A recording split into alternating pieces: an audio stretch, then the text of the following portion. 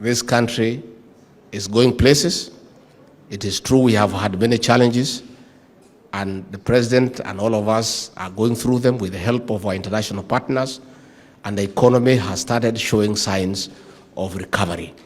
Na mbele iko sawa. We may have one or two challenges, but with the good rains, with an expected bumper harvest, with the interventions the president has made in terms of economic recovery, this is gonna be a great country. So tumeshukuru sana watu ya Mandera. I want to thank our CS Interior and SPS and our regional security team for the peace that we are enjoying here in Mandera, in Garissa and Wajir.